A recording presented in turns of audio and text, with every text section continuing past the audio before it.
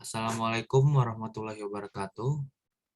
Kami dari kelompok 2 yang beranggotakan 5 orang, yaitu Ajeng Widya Sasti, Indah Kairunisa, M. Bobi Nugraha, Meta Yulia Putri, dan Yeli Rosiali Gultob, yang akan membawakan materi disabilitas.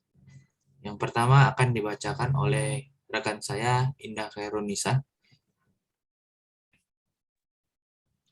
Penyandang disabilitas di Indonesia hidup dalam kondisi rentan, terbelakang, dan/atau miskin disebabkan masih adanya pembatasan, hambatan, kesulitan, dan pengurangan atau penghilangan hak penyandang disabilitas.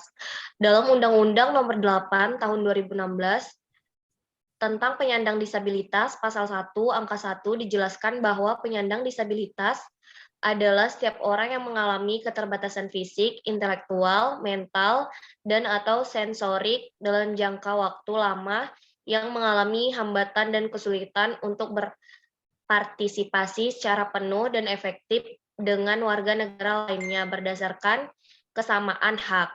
Sementara ini, di angka 5 dikatakan bahwa perlindungan adalah upaya yang dilakukan secara sadar untuk melindungi, mengayomi, dan memperkuat hak penyandang disabilitas.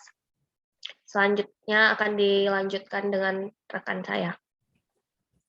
Selanjutnya akan saya bacakan apa pengertian penyandang disabilitas. Penyandang disabilitas ini adalah setiap orang yang mengalami keterbatasan fisik, intelektual, mental, dan sensorik dalam jangka waktu yang lama.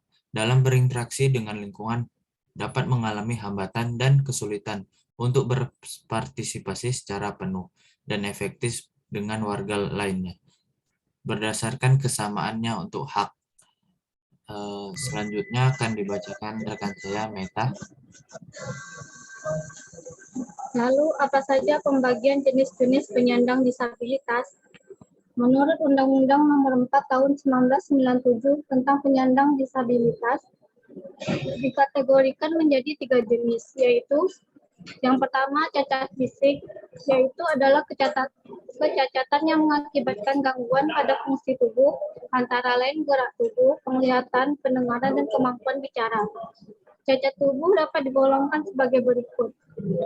Menurut sebab cacat, yaitu cacat sejak lahir, disebabkan oleh penyakit, disebabkan oleh kecelakaan, dan disebabkan oleh perang.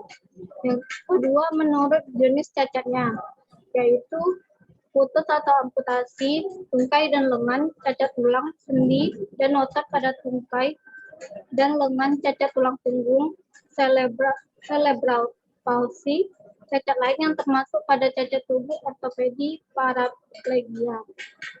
Selanjutnya, cacat mental. Cacat mental adalah kelainan mental dan/atau tingkah laku, baik cacat bawaan maupun akibat dari penyakit, antara lain retardasi mental, gangguan psikiatrik dan fungsional, alkoholisme, gangguan mental organik, dan epilepsi. Selanjutnya, cacat ganda atau cacat fisik dan mental, yaitu keadaan seseorang yang menyandang 2 jenis kecacatan sekaligus.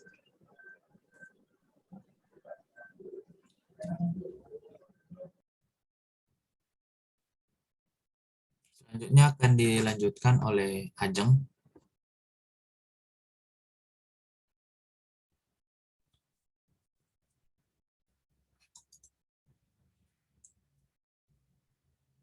Pada Ajeng, saya persilahkan.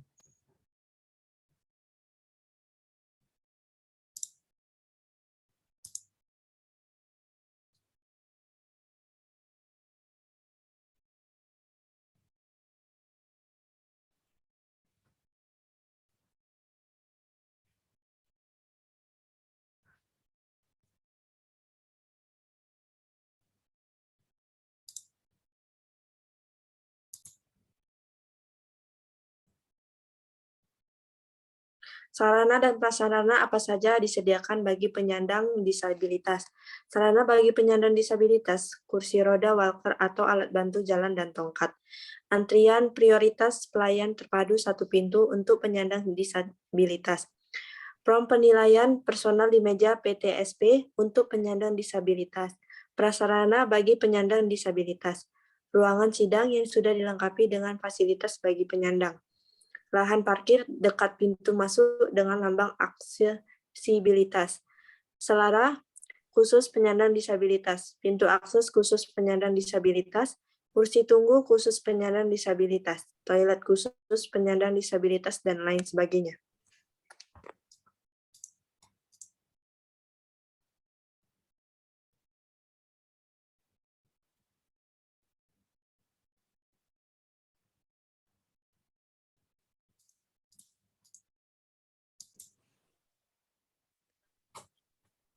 Apa saja peran pemerintahan dalam mengatasi kasus kekerasan seksual bagi penyandang disabilitas khususnya anak-anak?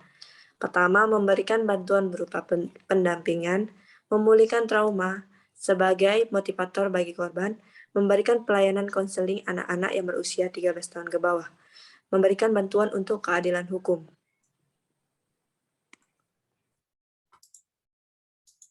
Selanjutnya akan dibacakan oleh rekan saya, Yeli. Kepada Yeli, saya persilakan. Mengapa perlu adanya kita sebagai masyarakat umum untuk membangun komunikasi yang baik dengan penyandang disabilitas? Berikut bagaimana cara membangun komunikasi yang baik dengan disabilitas yang ada di lingkungan kita. Sapa dan bicara secara langsung dengan kontak mata. Hindari berbicara satu arah melalui orang lain, baik melalui penerjemah atau pendamping. Fokus kepada penyandang disabilitas yang diajak bicara, bukan pada kondisinya. Bicara dengan jelas, mudah dipahami, dan tetap santun.